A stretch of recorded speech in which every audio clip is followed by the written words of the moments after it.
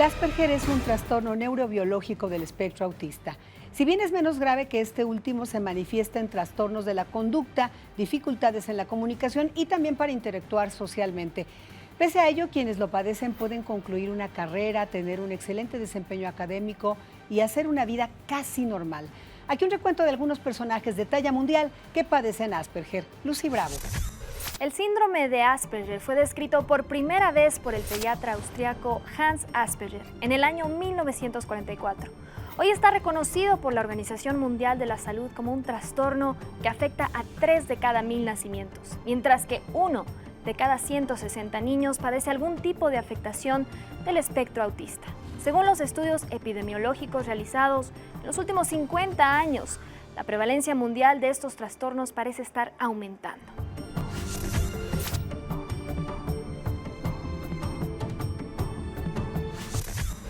Se ha especulado que personajes de la talla de Albert Einstein, Isaac Newton, Nikola Tesla, Charles Darwin, Beethoven y Andy Warhol podrían haber padecido Asperger, debido a que durante sus vidas mostraron diversos rasgos asociados a dicho trastorno.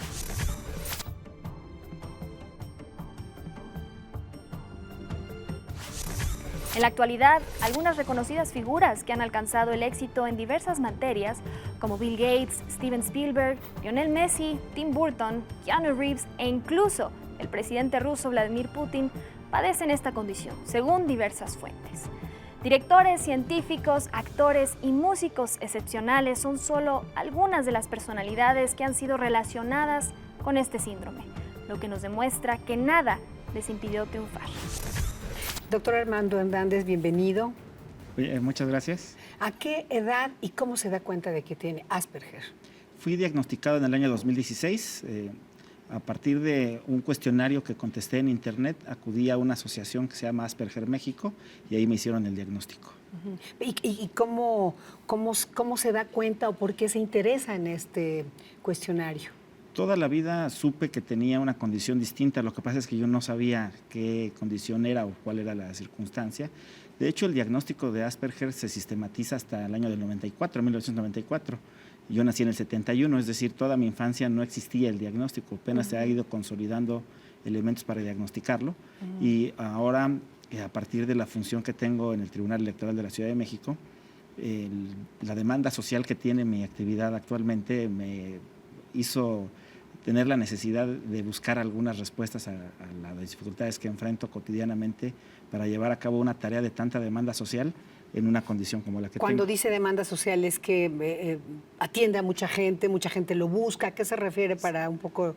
Ajá. Sí, es un área de mucho contacto con las personas, por eso a eso me refiero con demanda social. ¿Y qué pasaba cuando de pronto sentía que mucha gente lo buscaba?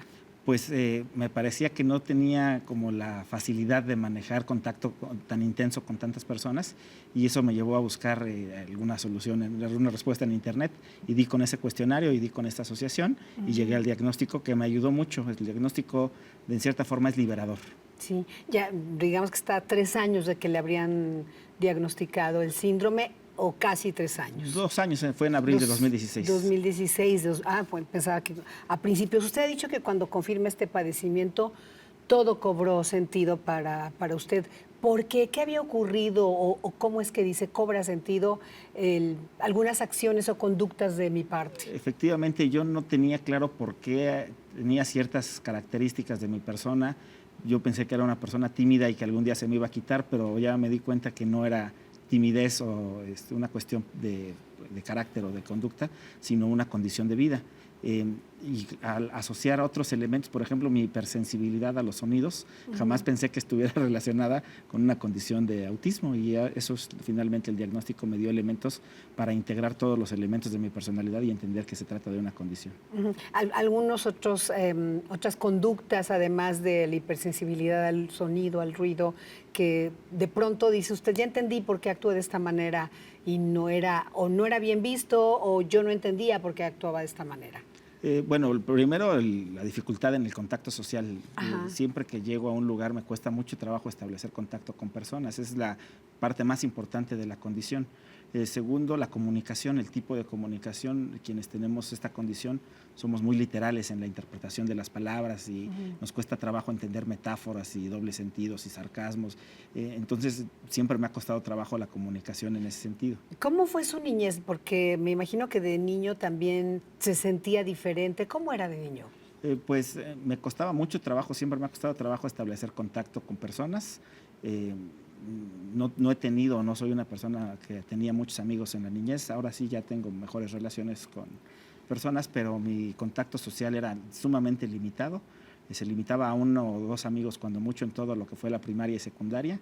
En secundaria sufrí de acoso escolar. Eso le iba a preguntar. Es muy común que las personas Asperger suframos de esta situación. Porque me imagino que si se retraía o era tan tímido como dice, de pronto había el famoso y nocivo bullying. Así es, sí, decía yo, no es exactamente timidez, es simplemente la dificultad o la imposibilidad de establecer contacto con otras personas por no saber cómo manejarlo y no entender además el pensamiento de otras personas, porque el Asperger es una condición neurobiológica distinta a la neurotípica, a la normal, digamos, y en ese sentido el cerebro funciona de otra manera. Entonces es muy difícil de tener contacto con personas cuando no se entiende o no se logra reflejar en los otros lo que uno quiere decir. Doctor, dirían los chicos, me buleas. ¿Cómo lo buleaban? ¿Qué hacían con usted? Bueno, en la secundaria, que fue cuando sufrí de esta condición, o esa situación de bullying o de acoso escolar, los compañeros hacían burla de mi persona, me pegaban, me escondían mis cosas, mi mochila. O sea, era una situación que fue terrible durante los 3 años de secundaria. Y esto era porque como detectaban, notaban que yo era una persona distinta, mi conducta era diferente a lo normal. Entonces, ese era el foco rojo que llamaba la atención para hacerme víctima de esa situación. Y se lo pregunto porque esto implica un sufrimiento. Sí, bueno, en realidad yo diría que toda la condición de Asperger implica un sufrimiento. Es decir, primero es una condición que genera mucho ansiedad. Entonces yo he sufrido ansiedad permanente pues prácticamente toda mi vida. Y esa ansiedad además se ve intensificada cuando se tiene que hacer contacto social o cuando se sufre de bullying. Y entonces, pues la verdad es que sí es una condición que genera mucho sufrimiento. ¿Sus padres se dieron cuenta en algún momento de su condición? No, bueno, como decía, primero el diagnóstico no estaba sistematizado para la época de mi ¿Pero niñez. de que era alguien diferente? No, tampoco. En realidad somos 8 hermanos y no hubo mucha atención, digamos, particularmente hacia... Su mamá era una heroína, atendiendo a 8, ¿no? Si las generaciones actuales no se ven a veces, o se ven sin hijos o con 1 o 2 y ya es tremendo. Las familias de 7, 8 personas, pues, con mayor ¿cómo dificultad se iban a dar cuenta, verdad? Así es. Entonces, lo preguntaba por eso, si los papás se habían dado cuenta. En el caso del Asperger, limitó, no solo en su caso, sino en el de quienes lo padecen, el desarrollo académico, en fin, lograr un posgrado. ¿Cómo está esta relación? Porque son personas notablemente brillantes en ciertas áreas incluso. El Asperger es una condición limitante de vida, o sea, lo limita a uno en muchos aspectos, particularmente en el aspecto social, pero no en el aspecto intelectual o académico. Por el contrario, permite tener un pensamiento lógico estructurado y eso facilita mucho el desarrollo académico, de tal manera que en mi caso y en la mayoría de los casos de Asperger esto no es una limitante en el desarrollo intelectual o escolar. Ya nos mencionó Lucy algunos personajes muy notables a nivel mundial que han sufrido de esta condición. ¿El desarrollo profesional cómo es? Porque si bien en la academia pues permite que de pronto el estudiante o la persona que tenga Asperger pues se concentre, digamos, ¿qué pasa en el desarrollo profesional? Es diferente. Depende de la actividad que uno realice, porque si es una actividad de mucha demanda o contacto social, sí genera dificultades. Normalmente las personas Asperger prefieren o escogen actividades que no tengan demasiado contacto social. Ahora, ¿cómo sortear en el caso del del Tribunal Electoral de la Ciudad de México este trato tan demandante, incluso en una temporada electoral que se incrementa o se duplica o se triplica la actividad? Pues haciendo el mejor esfuerzo y con la mejor intención, creo que el tipo de actividad que tengo sí es como notariamente contraria a la condición de Asperger, pero hemos podido hacerlo adecuadamente, teniendo pues, las mejores herramientas, la mejor voluntad y la paciencia también para, con la propia condición, lograr satisfacer esas necesidades, esa demanda, ese contacto social que debemos tener. Con trabajo incluso de noche, me imagino, de madrugada. Con trabajo intenso y sí, la verdad, mucho contacto con distintas personas dentro y fuera del tribunal. ¿Qué piensa de las redes sociales? Por ejemplo, usted que habla que le cuesta trabajo interactuar personalmente.